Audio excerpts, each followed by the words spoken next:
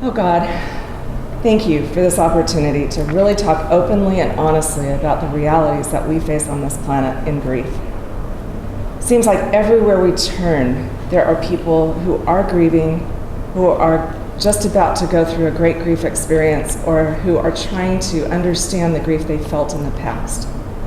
I thank you that you allowed Erica and Sharon to be here this weekend, and that you have brought the people that have become dear to us in just a few minutes.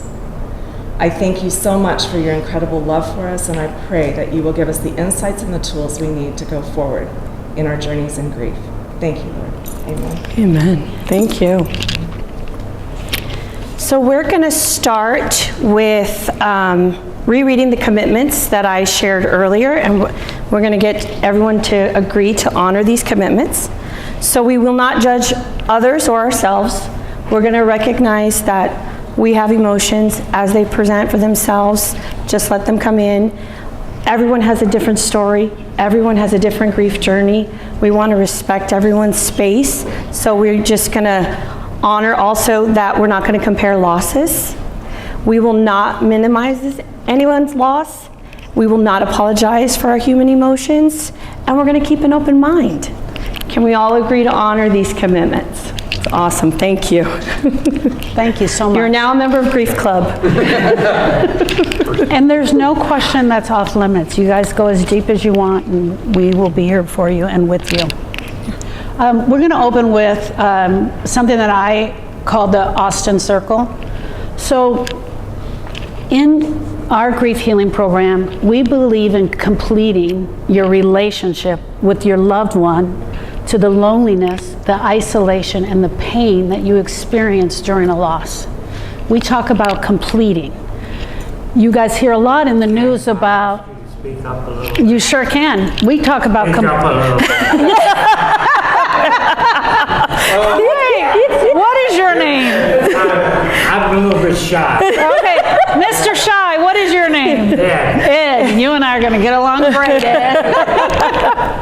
In grief healing, we talk about completing your relationship, completing your journey to the loneliness, the pain, the isolation that you have during a loss. You guys will hear a lot about in the news and the media about closure. When you get closure, that made me so mad when Austin died, because it felt like this. I was going to go up to the door and close the door on my relationship with Austin, never to think about him, hear about him, or speak of him again. And I didn't want that. But when you think, I walked a journey with Austin. The day that he was born, I was at the hospital immediately, helping her with the breastfeeding, helping her get along, looking at these two big old eyes. Austin literally thought that my husband was the richest man in the world. I will tell you he's not, but he literally thought that, and he would tell it to everyone he met, because my husband had everything Austin wanted. He drove a dually truck, he had a tractor, and a horse. That was all Austin wanted, and if you could afford those, you were the richest person in the world. So Erica's going to show you her journey with Austin, her son, who was 10 years old. So my journey with Austin actually began on the same day. Can you hear me? Yeah, okay. So March 2nd, 1996 is when that little soul came into this world. And that's when my journey with him began. So this boy, in 10 short years, accomplished so much, I have to tell you. Around 18 months old, I remember my mom was babysitting him, and I walked in and she said, "Don't worry, I called poison control and he's gonna be fine." And I said, "What are you talking about?" Well, he had gotten into my dad's Tums that he kept on his nightstand, and they don't know how many he ate before they got to him. So I freaked out again, called poison control myself. They said, "No, he's gonna be fine."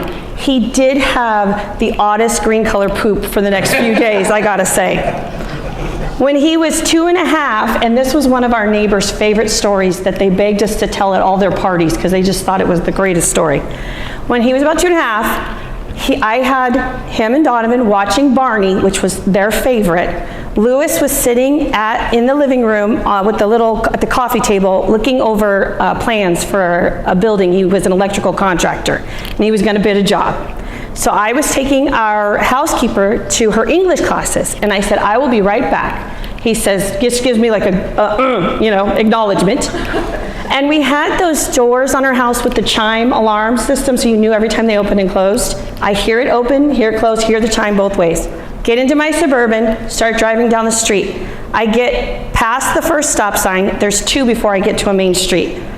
This car comes up behind me, flashing their lights, honking their horn, doing everything. And I'm thinking, it's nighttime. I am not stopping and getting carjacked out here. So they were so frantic, I thought, well, let me just stop. So I stopped and I cracked my window this big. And the lady said, you have a child on the back of your car. And I said, what? And then in my head I'm thinking, whose bad child is on my car? Well, I walked out around the back. Austin is standing on the bumper, hanging onto the rear windshield wiper. And he looked at me and he said, Mom, you left me. And I just about passed out in that street. I grabbed him up in my arms and I raced back to the house and I rushed back in. I said, Louis, I almost killed Austin. He was on the back of the car. He said, Austin is right here. And he pointed, never even knew that he had walked out of the house. Here he is in elementary school, and he about drove every single teacher there into retirement, early retirement. He got suspended for bringing my father's Swiss Army knife to school. And this was post-Columbine, which everything was prohibited then. And when I get home, Sharon actually had to go pick him up because she was my go-to. She did real estate, so she had the flexibility to grab him. I said, Austin, why did you bring that to school? He said, how else was I going to cut my garlic bread? He had an answer for everything. So finally, closer to the end of our journey together, he is just over school. At 10 years old, he knew everything he needed to know. He knew about tractors, dually trucks, and horses. That was it. So I decided to come up with a little game. I would drop him off at the front, and I would drive the car, and we would race to see who would get to the other side of the school grounds faster. So I'd get his blood pumping and get him motivated to be in school. This worked for 3 days. That third day, I'm waiting on the other side of the school, and he has not shown up. I don't know what's happened to him. So I drive back around, and he is heading the opposite way away from the school. He's in the crosswalk, walking away. I pulled up, I said, what are you doing? He said, I was gonna go with plan B today. This child was something else. So on June 17th, 2006, my journey with him came to an end. That is the day that he drowned.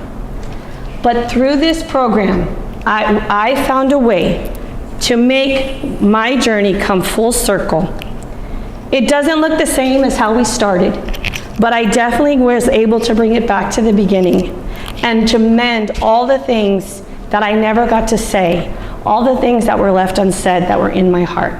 I was able to give voice to all of those emotions to help take that pain and sadness off of my heart and my spirit.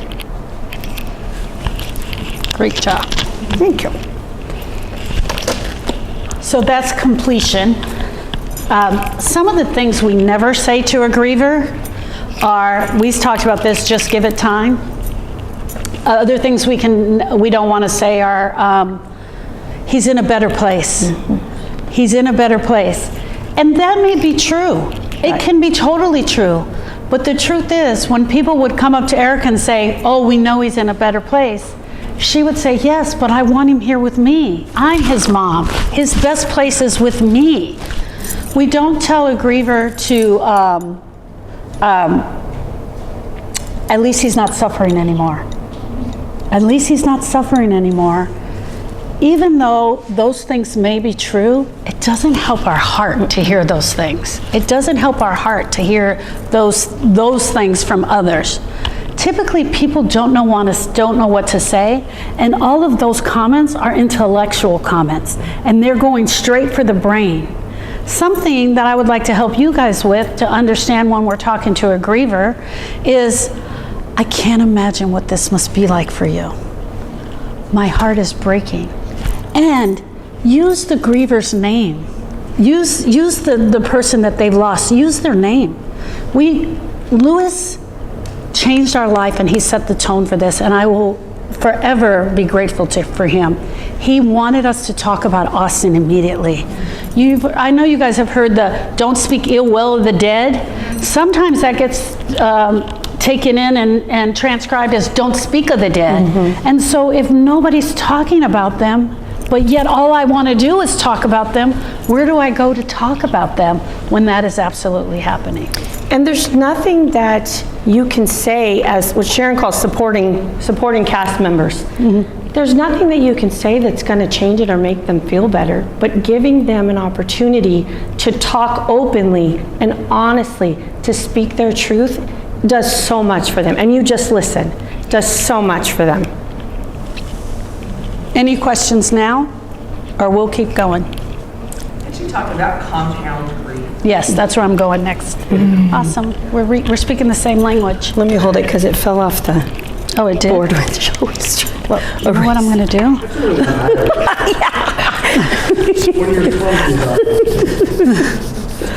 I'm going to come to the board level.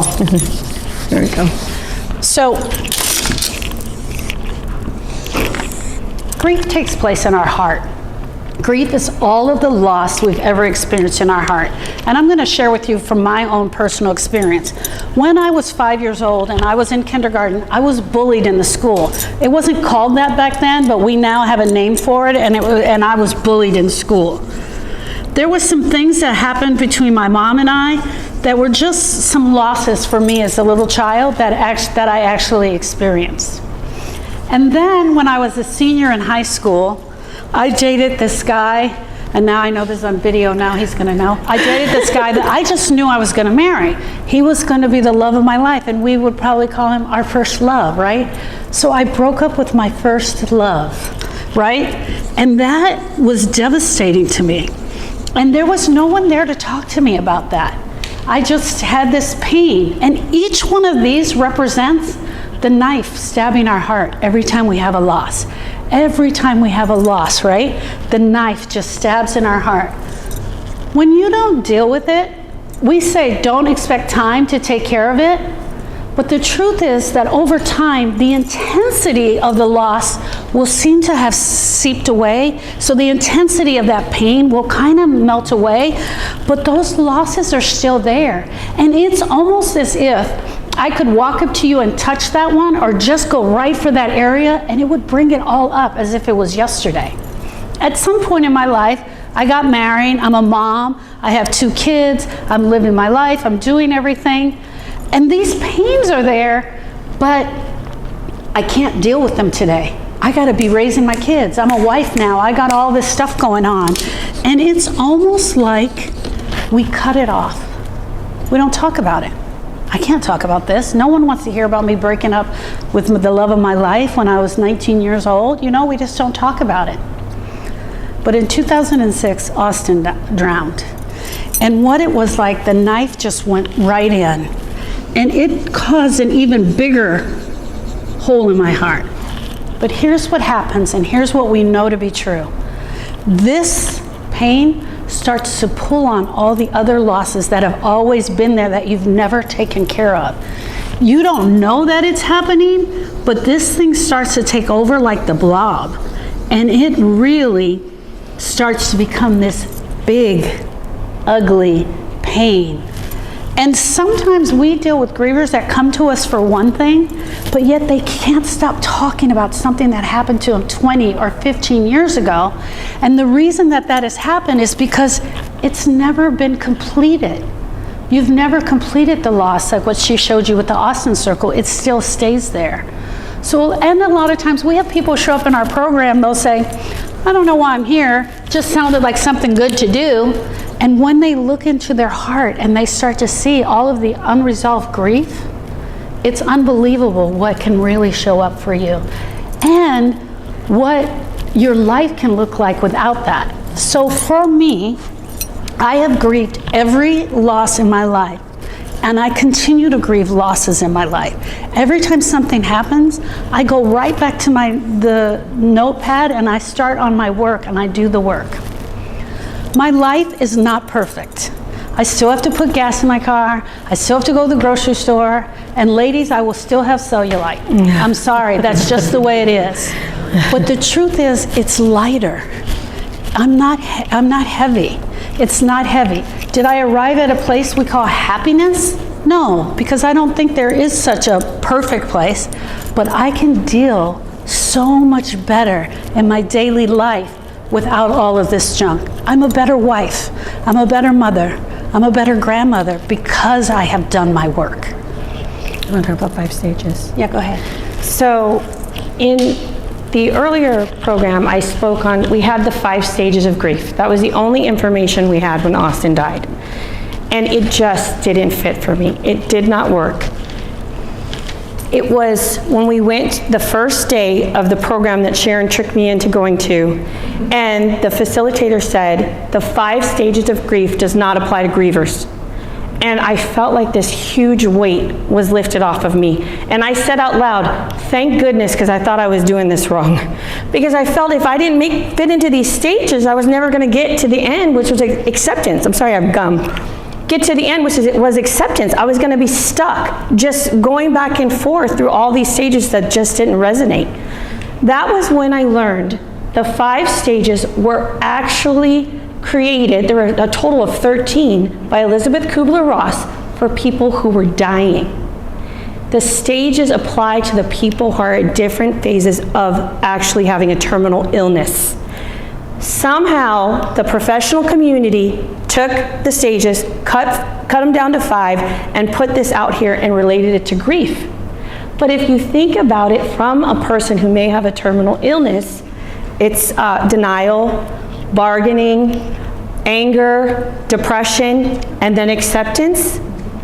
That makes way more sense. It took, I swear it was such a relief for me to understand it from that way and to know that that's not a tool set we can use to help grievers. Unfortunately, along with a lot of other misinformation, that's what we have. That's what they've given us. And that's a lot of people will comment on our stuff on social media, well, I think I'm in such and such stage now. And it's sad because they're going to get stuck on that little wheel of stages unless they take some other step. The stages actually make you think that grief is linear, that it just goes in a straight line, that you start at one spot and then you end up at end of acceptance. But that is not true. And when you're looking for that linear line to happen, when grief is actually like this, any day and any moment you can be off the chart, that this is truly not how grief is. But I will tell you this. The grieving process, the process of grief has a beginning. And the process starts when you have the loss and you start to process the pain and brokenness in your heart. Then there's a middle. The middle happens when you're absolutely at the part where you can't take the pain any longer. You're like, I can't do this anymore. And that's normally when you find us and we start to help you process that pain. The process of grief should have an ending. And this is what you're seeing in Erica and I today. We have processed our grief and our pain, and that's how we can stand up here and tell you guys jokes and make fun of ourselves because we're not in the broken stages of grief any longer. Correct. One of the other things I want to talk here about, and it's really important, is that we love you where you are. We love all grievers where they are. If you come and sit with us and you tell us you're upset with God, or your heart, you don't understand why, or I don't know, I have a hard time going back to church, and you're struggling in that area, one of the things we know to be true, that grief will separate you sometimes and make you start to question.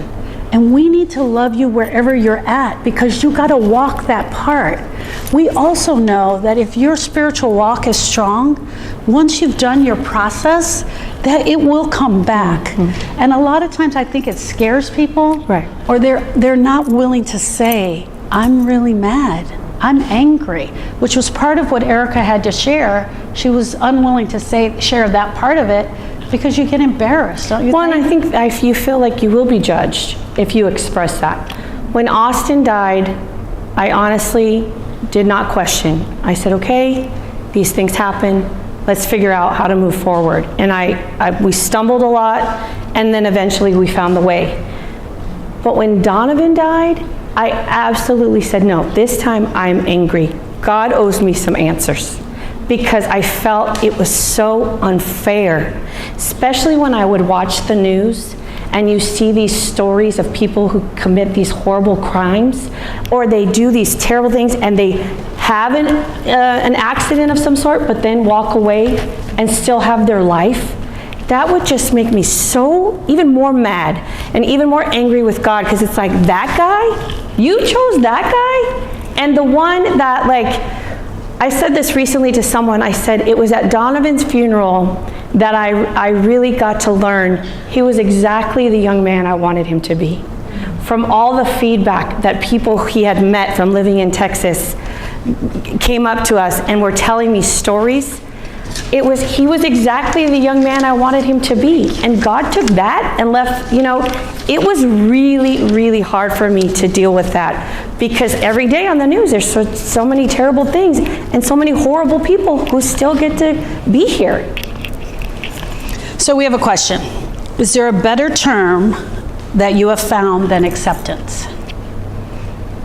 I would say recovery, healing, getting to a place of true healing, I would say, is a better term than acceptance. And completion. Absolutely. Completing what is lost and broken in your heart. We complete. We will. Erica, we've never talked about this, so I'm just going to ask her right now. Do you think you've accepted Donovan and Austin's?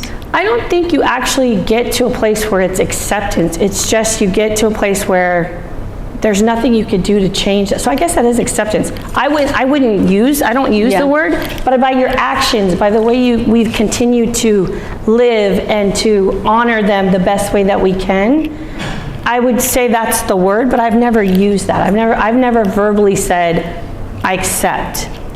I don't know. Yeah. I think the word we use is completion. Yeah. Because when you think that you walked a journey with that person, and there's good, bad, sweet, and sour in every relationship, we also run the risk of enshrining someone and bedeviling them, and we have to be very careful of that. I was the one enshrining Austin, and hear me out. He was 10 years old. He had a tragic accident and he drowned. I didn't want to hear anything bad about him. I didn't want to hear that he brought a knife to school, even though I knew that was true. The stuff that he did to her, he did 10 times worse to me. He broke his arm at school one day. I went on his field trip. I mean, there were things that he did with me that I loved, but I wasn't telling the true story. And so I started enshrining him and making him out to be this perfect child. We see bedeviling a lot in divorce. When you meet someone, especially if they've divorced over 20 years and they're still talking bad about their husband or wife, and you start to think, wow, you guys were married for 25 years and you're still thinking that about him?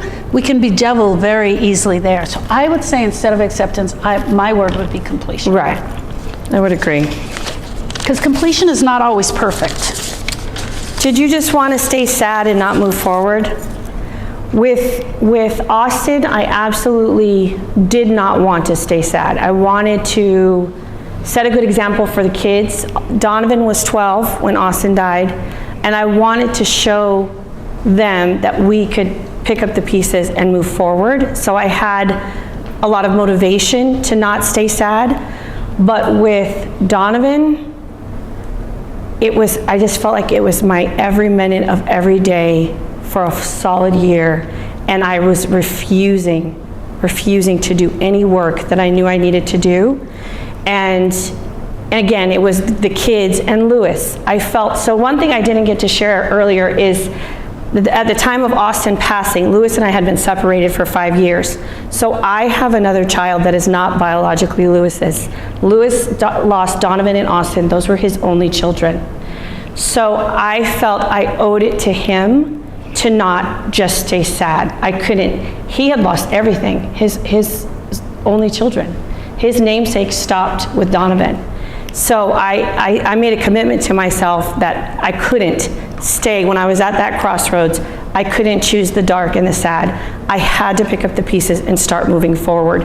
And we had also adopted a niece of ours, Kayla, who was 16 years old. She came from a family who abused drugs, and I thought, here I sold this girl this bill of goods on, come on, I could give you a great life. And she bought into it. And I said, well, what am I going to do to her if I just stay miserable? So I had, again, motivating factors to move forward and do the work that I needed to do. And then there's one more last part. That one? Yeah. So I 100% wanted to stay stuck in my grief when Austin died. I thought that pain that I was carrying around was the only way I could sense him. That was what I put in my head. If I get rid of this pain, I am no longer going to be able to sense him. So remember we said it's like a knife being stabbed in your heart. Well, every time I would walk around, the knife would jiggy a little, and then I would feel the pain. And I literally told the grief specialist, if I take this knife out, I'll never sense him again. And what she said to me was totally true. When you take the knife out, you are left with the hole. But we fill the hole with all these great memories that you can't handle right now. I couldn't look at pictures of him because it would break my heart. And so the truth is, by letting go of the pain, I actually received more of him, more joy. That is true. You have another part? Did you relive the day of their death over and over? Absolutely. In the beginning, you're in such shock. So your brain gets it automatically, but your heart is in such disbelief that this has happened. So for weeks, I just did this little loop in my head of the minute she came to the door to tell me that Austin had drowned, and when Donovan died, when I was on the phone with her, and the words that she said just went over and over and over in my head. And there would be times that I'd be driving and not even realize I had driven so far because I'd just be in my head. It was probably the most unsafe thing for me to be driving at that time, but you don't realize how affected you are and how your brain can just get you caught up, and you just go over and over those days. I went over the lot, and that's what we do when we lose someone. We start reviewing the relationship from beginning to end. So then I would go over the last conversation I had with Donovan. I told him he was going to call us when we got to, I was going to call him when we got here to San Diego, and I didn't call him, and he called me, but Lou has had a dinner with his coworkers, so I didn't want to be rude and take the phone call at the table. So I texted him, I said, at dinner with your dad and his coworkers, I'll call you tomorrow. And I never got it tomorrow. And I went over and over that. What if I would have answered the phone? What if there were some words I could have said to him that would have not made him get on that motorcycle and drive recklessly? What if I could have just said something that would let him know that he needed to not do that? I held myself responsible for that for a long time, until finally we were working on a blog on regret. And I always say grief and regret go together like peanut butter and jelly. And while I was writing that blog, I realized our relationship was so much more than that one phone call. It was so much more than that I had to forgive myself and release myself from holding that. But I absolutely did go over that for weeks and weeks at a time. Is that part of your letting go of the pain? Repeat the question. Is that part of the reliving the? Yeah. It's just part of what you automatically do naturally. Your brain will just start to review all the final moments, and you just relive it over and over. In the beginning, when you first have the grieving experience. That's actually part of the grief, because what happens is, it's like if you walk up to a file cabinet and she saw the drawer that said Donovan, and she pulled on that drawer.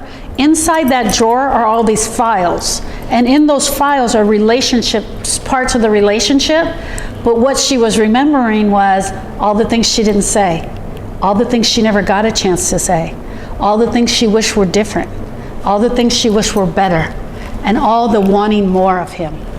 And so what we do is we help you open that drawer and look at each one of those files. Is that clear? Yeah, because we're left with that. Yeah.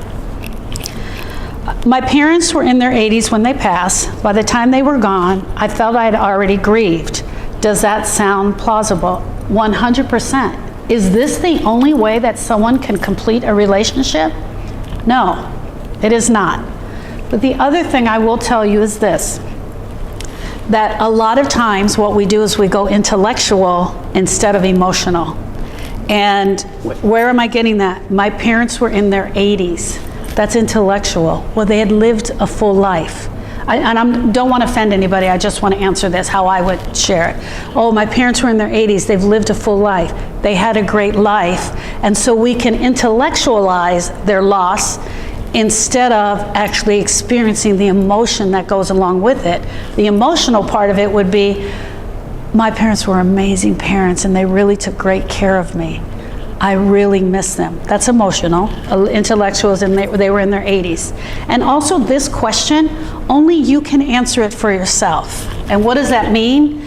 That means if you still feel a heartstring, if you still feel a tug pulling at your heart every time you think of your parents, if you get to their birthday and you bust out crying every year at their birthday, you probably still have a grieving experience. If it's hard for you to talk about them or say their name, you probably still have a grieving experience. If you can't look at their photo, you're probably still grieving. If you don't feel the tug and you talk openly about your parents, as openly as she does about Austin and Donovan, then you're probably completed your relationship with them. This is not the only way. Right. It's the best way we know how, and it is amazing, but there are a lot of people we meet that have recovered and completed on their own. And grief is the result of undelivered communication of an emotional nature. So if you have that type of family and that type of relationship where you're saying all the things and you're like, I love you so much and I really appreciate, there are families like that where they just openly and talk honestly. In that event, there may not be a grieving experience because you've said all the things. If you've said all the things, then you don't have the pain in your heart. The pain is the things you didn't get to say. All the missed opportunities to say those last I love yous, or you were so great, you meant the world to me.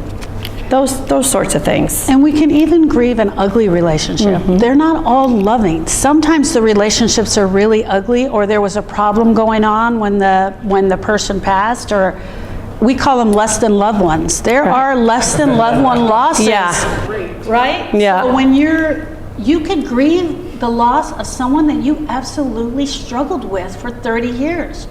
I struggled with him and now he's gone. Well, guess what you're grieving?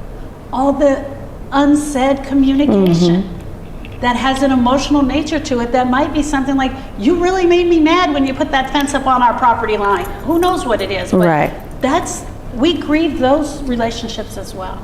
Absolutely. Were you obsessed with the details of your son's death? So when Austin passed, he died in Lake Havasu, Arizona, where we had taken family vacations from the time when he was a toddler.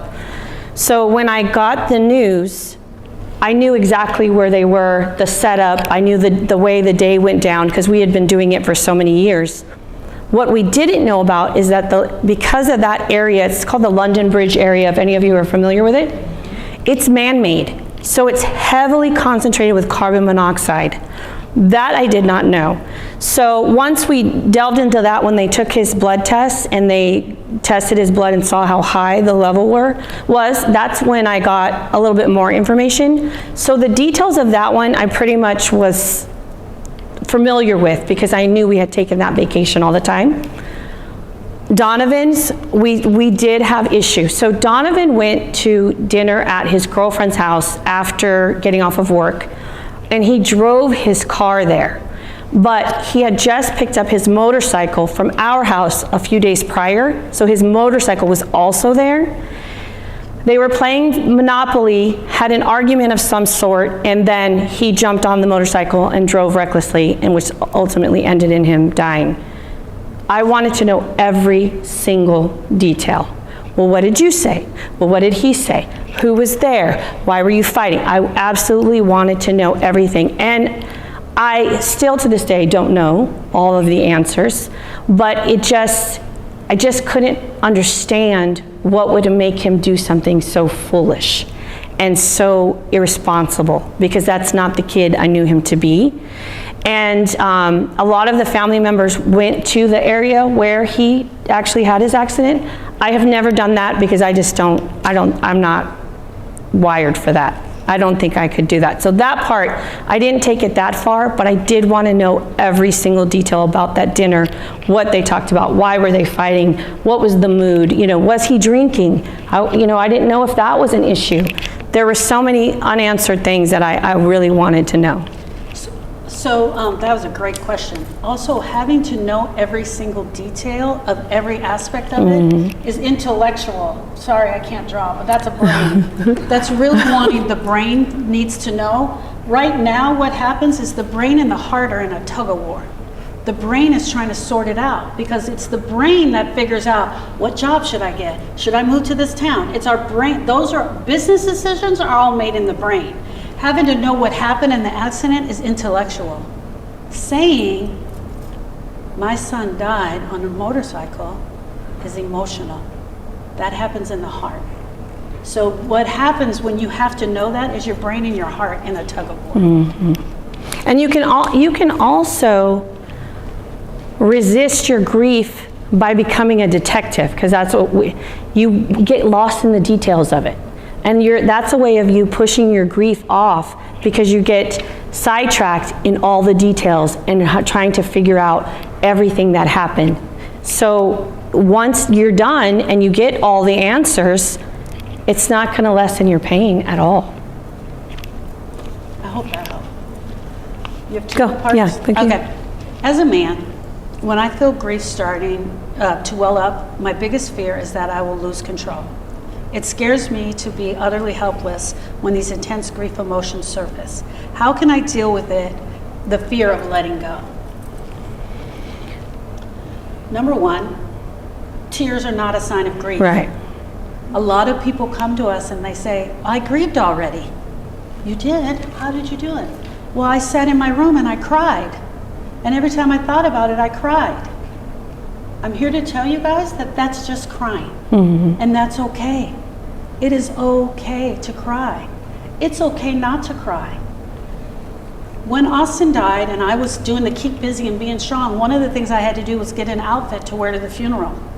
And I went to Macy's and I was walking around Macy's and my heart was absolutely broken. I was literally in Macy's thinking this thought, I'm buying clothes for my nephew's funeral. That was killing me, but I wasn't crying.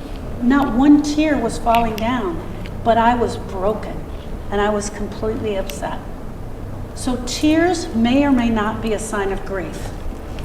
What happens a lot with men is we've been told over and over again, big boys don't cry. You take that mess in the room. Are you a big boy or are you a baby? Are you a big boy or are you a baby? Unfortunately, men, I'm so sorry, but you were not given the space to know it is absolutely okay to cry. My favorite clients to work with in the world are the men, because the men really go after it. When they're ready, they 100% will go after the work of their heart. Here's the other thing. The men really do the work because it makes sense to them. This makes sense. I need to look at my heart. I need to write it out on a piece of paper. Unlike the women, we bring in all the other stuff. Is my hair cute? Is my outfit cute? Yeah, honey, it's cute. Let's do your work. And we have all that other stuff where men will really go after it. I'm here to give you permission. If you need to go in the room and just cry it out, do it. By all means, do it. Talk about it. Share it. Find another brother who will listen, who will be a heart with ears, and just go there. It's okay. We don't go there because we haven't been given permission to do it. Mm-hmm. And I think with the question, what I heard is the, feeling like you're losing control every time a grieving event comes up, which means you're just stuffing it down. Each time you just stuff it, you feel it, you stuff it, feel it, stuff it, to the point where now you have this big ball. Yeah. And that's what's making the emotion feel so much like you're gonna lose control, because you have so much in there. There's only so much space. You gotta let some of that out. You've got to find a way, like she said, to find a brother or somebody to share with, or just journal for yourself. But you can't keep collecting it because it's going to start spilling over. Yes, I do. Did you have regrets and feel guilty about things that happened before they died? Absolutely. Absolutely. So many times. So like I shared, Austin was a pill. And he tested and pushed my buttons every single day. It was like it was his job. That was his mission. And there was so much that I feel I didn't really get to enjoy with him because we were in a constant battle. He hated school. He hated schoolwork. He wanted to do anything Star Wars related. If it involved a lightsaber, sign him up. He was in the front of the room. Let's do it. If it involved actually sitting down and reading for the 20 minutes that they're supposed to do, forget it, not happening. So I did have regret about all the time that we were in a constant battle for me to try and get him to do the things that he needed to do, because I just felt as a mom, I was always fussing at him. So he didn't get to see the good side of me like Donovan did. Once we got out of those years where I didn't have to chase him around to do homework and brush his teeth, you have that different relationship where you get to sit around and talk about life and friends and the world.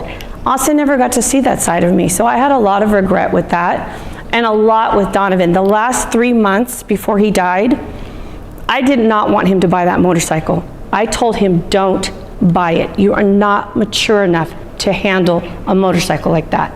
He defied me, got the motorcycle. The girlfriend he was dating, they were thinking they were getting married. She was 18 years old. I'm like, that's not a good idea. Let's not do that. So the last 3 months were just full of us going back and forth because he had his own plan for his life and I had a different plan.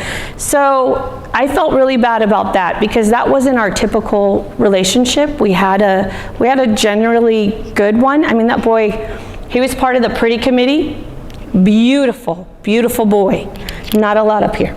He was a little slow up here. He didn't need that. He didn't need that because he had this. This opened all the doors. He was gorgeous. So we just laughed a lot about all the silly, dumb things he would do and get himself into. And, there was a lot of that was the majority of our relationship, but I do regret those last 3 months because it was just a constant back and forth battle. I don't have any more questions here, so I want to ask you, what does recovery look like? What does it feel like? Recovery looks like me.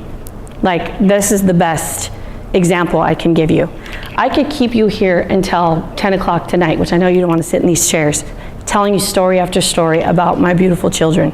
We could tell you story after story about our dad. Our dad was also a great comedian. And without a tear. It does not mean I don't miss them. I miss them every minute of every day, but I carry them in my heart. And because I have done the work and I have freed myself from the pain, I can have these conversations without it breaking me down. There was a time I would think in my head, okay, today's gonna be a good day. Before I did any of this work, today's gonna be a good day. And I'd get in the car and I'd hear this song that they played at Donovan's funeral. And I'd turn right back around, go in the driveway, go right back in my room, covers over my head. It would just wreck me. Our parents, devout Catholics. We were raised Catholic. My father, it drove him nuts when I didn't go and decorate Austin's grave for the holidays. But what I couldn't get him to understand was that would wreck me. It would take everything out of me. So I had to make a choice. Either I could decorate for the holiday or I could be present at the holiday festivities for the other kids and for my family. And I chose to do the latter. But it made him upset that Austin didn't have any decorations. But those things took all of the life out of me, and I just couldn't do both. Recovery means now I could go to that gravesite, I could sit with Austin, decorate it up, and still be part of the festivities, and still just have joy. Absolutely missing him every single minute, missing his presence. He would be 25 years old now. I can't even imagine what kind of a man he would be. I just can't even imagine. But we talk about like what he would be doing, how many girlfriends he would have. Like Donovan was the monogamy one, Austin would have been the one with the 5 girlfriends. Like, we're just so opposite. But this is what recovery is like. And it didn't come easy. No. It did not come easy. It wasn't overnight. No. It took a lot of time. There was a lot of late night crying phone calls, a lot of excess drinking wine and then crying. There was a lot of stuff a lot of mistakes we made Yes.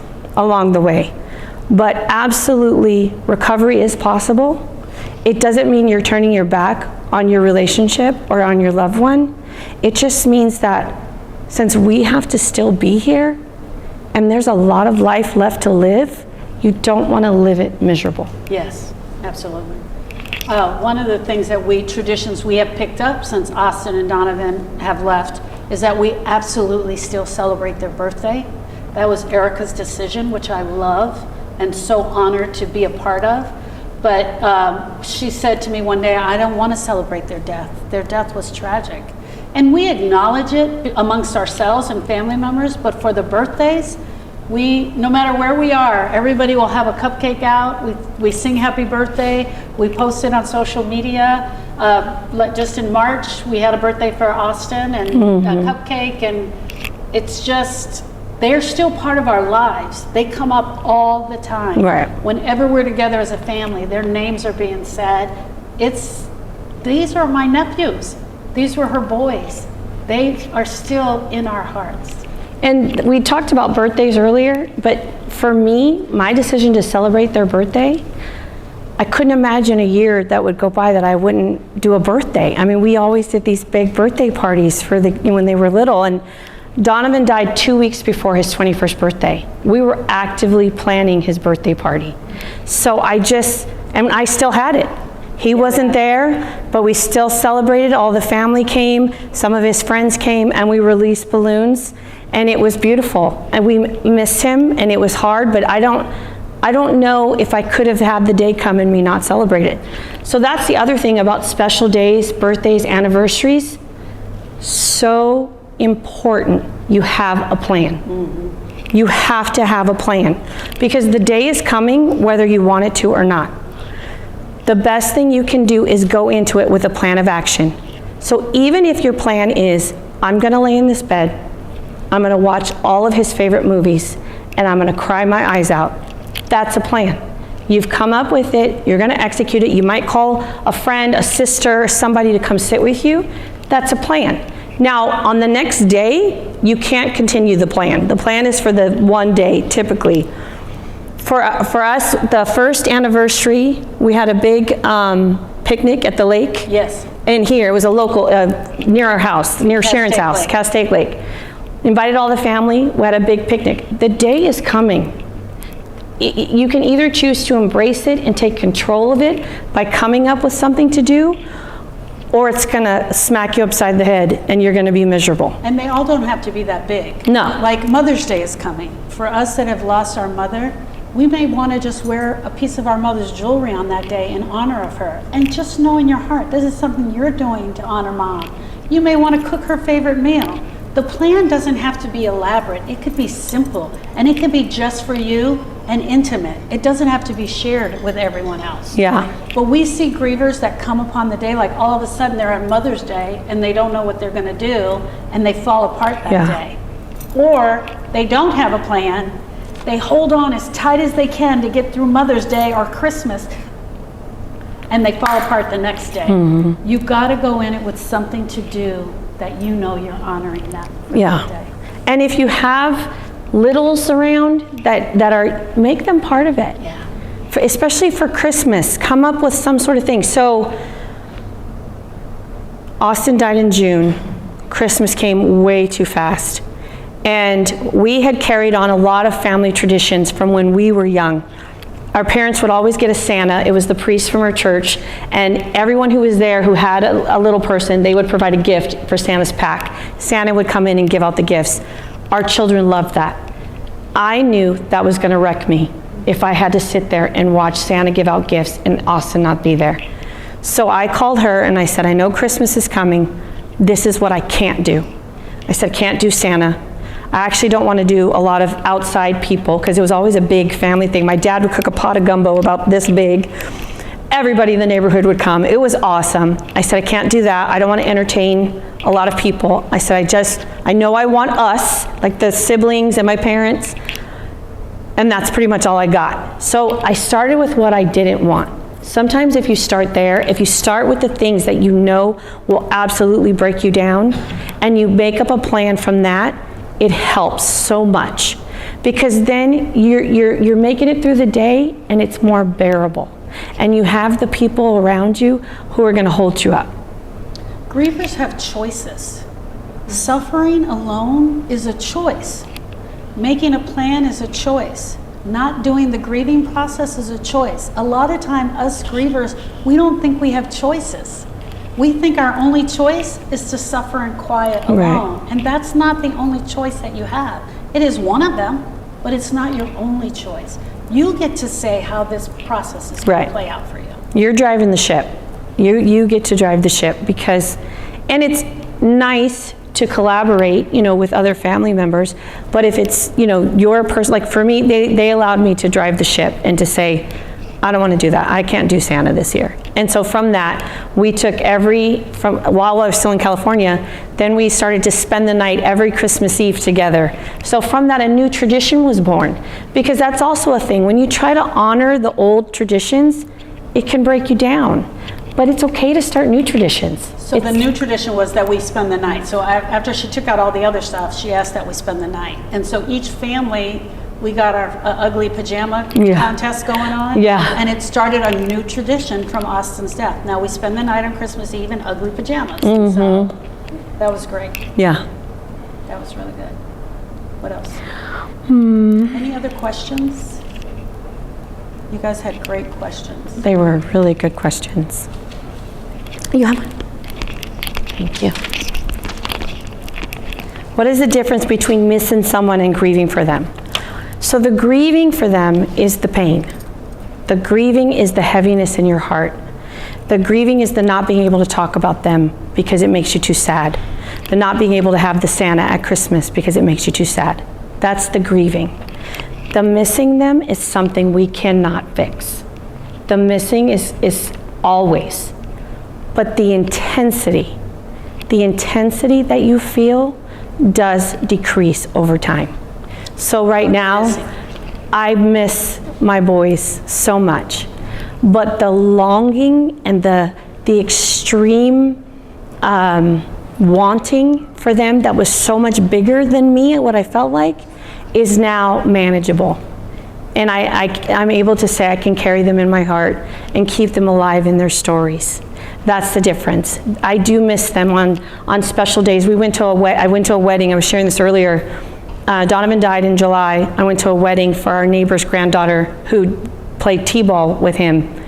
I spent the whole entire wedding in the bathroom crying because I didn't realize how affected I was going to be about something he was not going to have. I was never going to see him get married. That's grieving. That's the grief. But when you're sitting somewhere, when we're having our family events and we start sharing stories and we start laughing and we just are in a good space, but you know that there's an emptiness, that's the missing. Is that clear? I hope that was clear. And the grieving is usually painful and filled with tears, where the missing them feels more lonely and isolated and just kind of sad, but it doesn't stop you in your tracks. Right. So I lost my very best girlfriend of 15 years, and I have a beautiful picture of her and I up in my house, and I can look at that picture and I smile, but I miss her.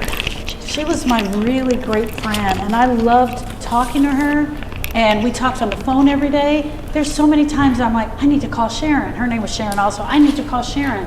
I really miss her, but I'm not broken and breaking apart. Do you want one of these? I said one. Only if you can take it from me.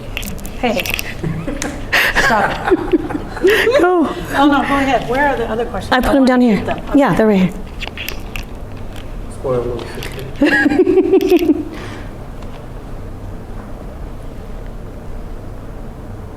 Okay, So is there anything you can do differently when working with someone whose loved one died by suicide? So I'm going to help you guys with this right now.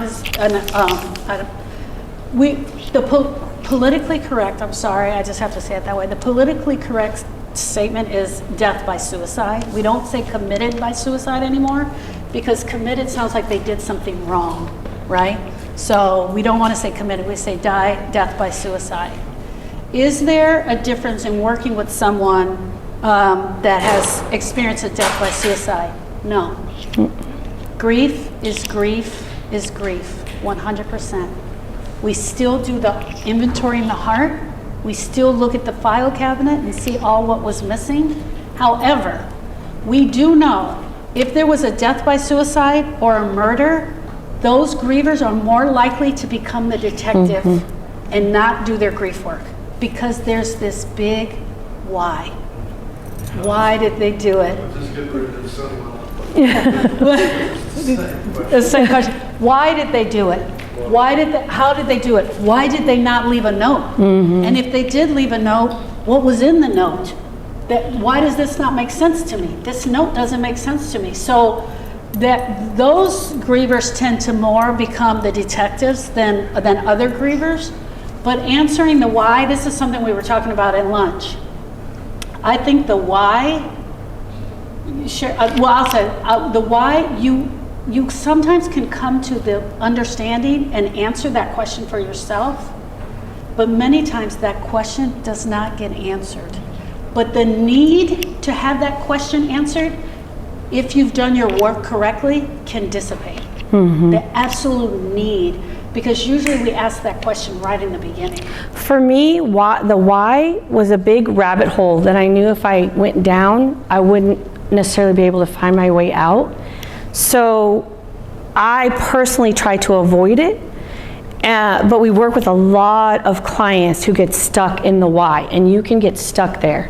So recently we had a client, and I said to her, if God came to this door right now, knocked on it, we opened it, and he said, Karen, this is why. Is that going to change the circumstance? Is it going to change the pain in your heart? Absolutely not. Getting an answer is not the resolve to the grief. You're still going to feel it. So the why really doesn't matter. The situation has occurred. Your heart is broken. You're devastated. So it's more about what? What now? What are you going to do? How are you going to handle this? Instead of getting stuck in the why. Yes. If there is an absolute why answer, that's probably better. If the person had Like the question. Yeah. In this case, that question about losing his son, it was due to drugs. Oh, it was due to drugs. Yeah, so he already had his answers, which they, yeah. Right. Yeah. It's still a difficult thing. Oh, absolutely. It's very Absolutely. difficult. There's also the traumatic death, right?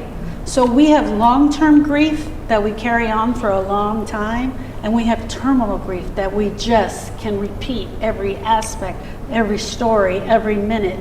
And it sounds something like this. So you'll know when you're meeting someone and they're in long-term grief.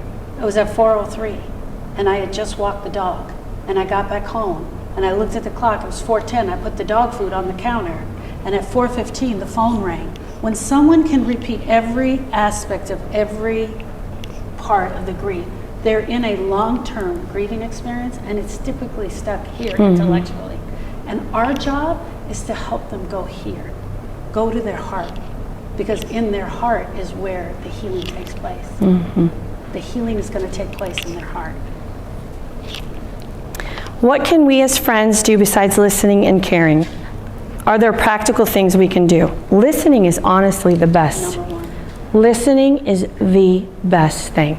Because like Sharon said earlier, grievers want to be heard, but they need to be heard with respect. So a lot of times when we are sharing something with someone who's not listening with respect, and then they say, I know exactly how you feel. My granny just died last week. It's not the same. You don't know exactly how I feel. But if you just sit and let them just share and say anything that they need to say in that moment. And then when they're done, offer them a hug. That is the best thing, because they want to feel safe with their feelings. When they're putting it out there, they need to know that it's being received, and that's true caring about the way that they, are supporting their grief. The other thing is to definitely, instead of just saying, "How are you doing?" And I feel bad saying that, because we do a lot of calls when they come in, and I say, I know this is going to sound so stupid, but I hate to say it, but instead of saying that, I would share a little personal piece of what you're experiencing. If you have some feeling about a situation that has occurred, so I know you guys lost some church family members, so if you just say, I was thinking about Bob the other day, and I just remember when the first time I met him, and he just gave me this smile that just melted my heart. Something like that, that's very genuine, and you're giving, and they're going to receive that with love. And that might open the door for them to then share, another piece with you. The other thing is, sometimes there are no words. There are no words that you can say. So, and you can say that to your friend when they come to you and they're absolutely broken. There are no words. I'm so sorry. My heart is broken. There are no words. Sometimes all you have to do is sit next to them and let them bawl and do the ugly cry. The ugly cry is when the snot is just running out, and just let them go there. The other thing is, don't ever say to a friend that's actively grieving, "What can I do for you?" They don't know. Mm-hmm. Don't say that to them. The one thing you can do is say, "I'll be here on Tuesday to take your trash cans out.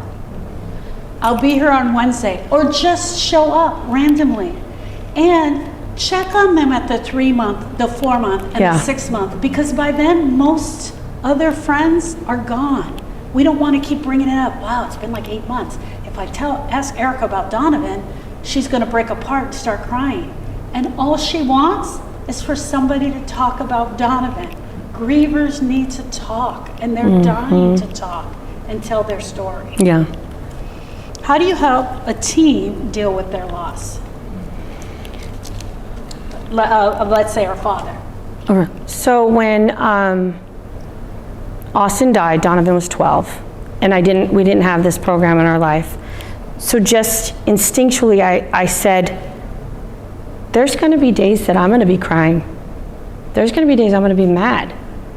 There's going to be days that I don't know what I'm going to be feeling. And you're going to have those days. I knew enough to try to let him see that we were going to be up and down and all over the place and forwards and backwards, and that was going to be okay. And he felt so guilty about his little brother, and he wanted to take that on. And I had to tell him, your job is just to be a kid. And just like with the example I shared with the friend, what you could do, you can do that with kids too. And I would do that once we learned the program. I had a dream about your dad the other day, and I remember when he tried to make the pancakes and he burnt a ball, and we laughed. Start with something that is a fond memory that can help open the door to get them to talk. Jordan was 12. This 12 is a magic number in our family. When Donovan died, Jordan was completely different from Donovan. He didn't want to talk about it. He didn't want to think about it. He was not even open to any parts of conversation.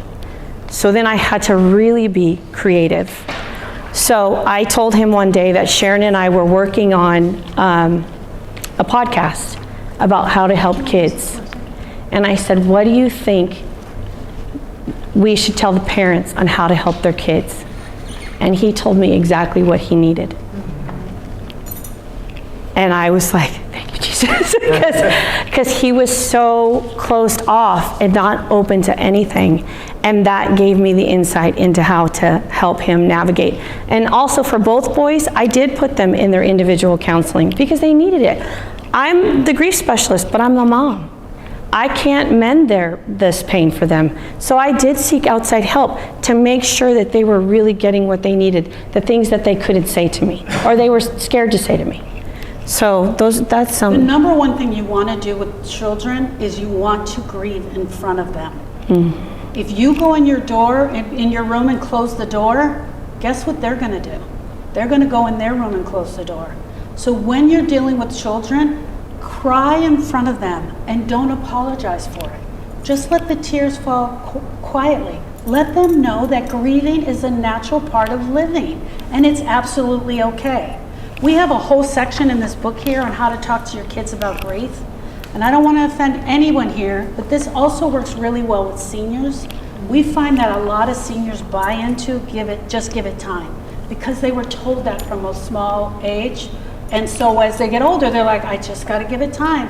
And we meet grievers all the time that lost their spouse of many, many years. And they just think they just got to suffer it out. So one of the number one things is always be honest. Talk about the father, but always be honest. Cry if you have to, cry in front of them. The other thing where Erica was saying, come up with a story and just get them talking, but also use emotional words, right? So we've picked 5: mad, glad, sad, afraid, embarrassed. I was so sad today when you were at school when I was thinking about Austin. Remember when? Blah, blah, blah, blah. So you want to take it to their heart and use the sad word. Never tell them not to be scared. You can't tell them how to feel. Never tell them not to be sad, but use the word sad and letting them know it's okay when you're talking to them. Never ask them how they're feeling. If you go up to an 11-year-old and say, how are you feeling? They're going to say, fine, because they don't know. So tell them how you're feeling, right? Never act strong for your children, the thing that I was doing for her. Don't act strong for them. Be okay with showing your grief in front of them. Never compare their lives with someone else's or their loss with someone else's. Never make promises you can't keep. We absolutely have worked with grievers. The one parent died and the second parent said, I promise you I'll never leave. I'll never leave you, and they die. That's a second layer to the grief we have to work with. And don't forget that your children are very smart, and they're watching everything you do. And everything you do is what they're going to do. So there's 2 pages in here and also a page on what to do. And it's great. It's a great helpful hint. Any other questions? Wait, there's another question. Okay. Sometimes when people are struggling with, they're doing the intellectual thing and Yes. not the heart thing, I found it's helpful to ask them if I sense what their feeling is. I sense you're feeling angry. Am I right? I always think, am I right? Is that a healthy? 100%. 100%. Using the emotional words as much as possible and trying to help them come from here to here is so important. So what we'll say a lot when we teach this brain part in the first part of our class is I'll tell grievers, you're in your head. Get out of your head. Tell me what's in your heart. I understand he went to the store and he didn't come back. That's intellectual. What is your heart trying to tell me? And of course I can do that because we've been there. I wouldn't expect you to do that. I think the way you're doing it is absolutely perfect. Awesome. The pastor. Yes. Yes, so we really want to go down to the heart. Now, we have a lot of pastors that don't want to do that. They don't know how to do it. Do you know how important it is? The number one thing that a lot of us do when we have a church family and we've experienced a loss, I was sharing this last night, we want to get to that church family as soon as possible. I remember when Austin died, it almost brings, I want to cry just thinking about it.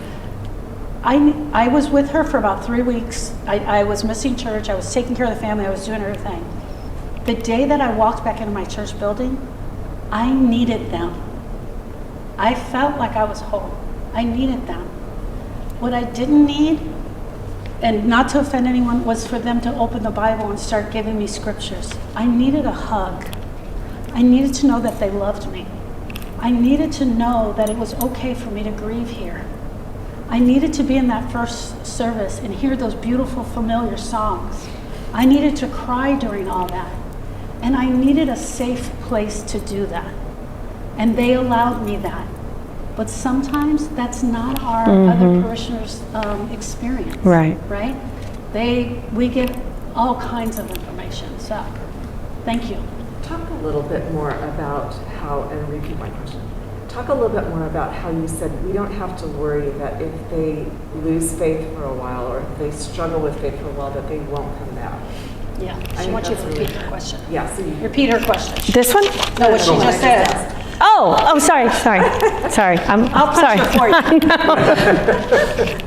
So Janelle's question is how it is okay if someone does struggle with their faith, and that you should give them the space to allow them that time to figure and sort all that out for themselves. How that's okay. So when Austin died, and I talk about making a conscious decision for me, I literally thought about it. I'm very involved in my church, Church of Christ, and I literally thought in my head, okay, I have a choice here. I can completely lean on God and have Him get me through this, or I could say I don't know why. And I chose to lean on God. Now, I prayed in my mind. I can honestly tell you, I didn't open my Bible much. I wasn't going to Bible study. I just knew that God was going to show up for us. And He did, day in and day out, with all of the things that needed to take place for Austin. However, and I have permission to share this, so I will share this. My 17-year-old daughter, who was there at the time, did not take that route. In her mind, she couldn't fathom a God that would allow a 10-year-old child to die. And it made a little bit more of a struggle for her. When you see her now, she's beautifully come back, but she struggled in that God question. And so what we do is we open the room up and we let everyone be where they are, and we love them through it. And sometimes, very rarely, not often, people will have to do their grief work, and then they might have to do some work on their relationship with God. And that's okay. We're there for both. However, we find that if you've done a lot of this in your heart, your relationship with God will come back. Your spiritual walk will come back. So a lot of times, if we're not in a spiritual community like this, we don't open with prayer. We let everyone tell us what they need, and then we go there. If I'm working one-on-one with someone, which I do quite often, there's a lot of times we pray. I believe with all of my heart that God gave us this. God gave us this program to help grievers. God sent us here with the ability to grieve, but over time we lose track of that. It's all about loving, apologies, and forgiving. It's all about that communication. And God gave us that ability, and He gave us this program and helped us learn how to work Absolutely. together. And like we mentioned earlier, I think we were talking about this at lunch, when there's a couple and one person is struggling with their faith journey and the other one isn't, allow the one that's struggling to do what they need to do, because sometimes you feel that pressure. Well, she doesn't want to go to church. I got to make her go to church. How can I get her to go to church? She will come back when she's ready, or he will come back when he's ready, or he may not, or she may not. But you as the couple, they have to sort that out. And that could be a journey that they walk together, but there shouldn't be any pressure or guilt to try and get someone back, because then there's going to be resentment. And they're not going to receive what they need to receive when they're here. Yes. Well, I was thinking of when Lazarus died, it was in the tomb, and then Jesus wept Yes. Yeah. with the rest of the mourners. Yes. Yeah. And I think people need to see us. Yes. Absolutely. Yes. He was just speaking to when Lazarus died, Jesus wept with the other mourners, and that people need to see the tears. They need to come together as a community and grieve openly and honestly. Well, it was very beautiful what Janelle shared this morning about how God witnessed His Son die on the cross. I can only begin to imagine, He's God, that probably hurt. We've talked primarily about grieving through death, but there's what are the differences in helping someone who is grieving over some kind of a life circumstance, probably a child or there's Endless, absolutely. The grief is the same. A broken heart is a broken heart. So our approach is the same. Even though people show up with their different life circumstances, our approach is still the same, and we still take them through the same process. So we've had a lot of people come for different reasons. Divorce a lot, breakup of a long-term romantic relationship. I had a woman whose husband came out of the closet after 25 years of marriage. You know, that was a tremendous grieving experience for her. And we just do the same, the listening, the loving, the support, the teaching and defining what grief really is, breaking down all the old stuff that we grew up thinking what grief was, and really training people to understand what it really means when you have a brokenness in your heart. It's the same principle. You just listen, because they are also dying to talk. And they can be grieving just as deeply over the loss of their job or having to move the state and leaving all their family and friends behind as someone who has lost a fur baby or a child or a husband. Their heart can be just as broken because we don't know what's in there. And all of that is starting to come out. And so it really depends on that. But keeping them talking will get them to other conversations, which is amazing. Is it different with men? Do they want to talk as much as women do? They do, but men, she said, is it different with men? Do they want to talk as much? Sometimes, yes, but they have to feel that they are really safe. Right. So, as I said, men are my favorite because I feel like when they get it and they just go after it. Yet, what happens, like the question that came up earlier, where do I take this? When they don't know where to take it. Or they're going to be perceived as what? I don't know. You guys tell me. Weak? Girlish? You know, not strong? I got to be strong. I got to push through. It's just not going to be that way. But when we work with men and they really get it, it's the same. They cry. They share. They cry. They do their work. It's the same. We all have hearts. We all feel. And we all have emotions. Wonderful place to end. I just want to thank both of you so much for being here. Thank you for providing this format for us. Thank you. So as you've already heard, and I'm speaking close to your mic, as you've already heard, they have a website. They have podcasts, which I listen to faithfully every week. They're amazing. They do individual counseling for grievers, which you can get more information on their website. I just really want to thank you guys. This has been a powerful Thank you day. guys so much for having us. So thank you for coming. We're so honored. Absolutely. Thank you.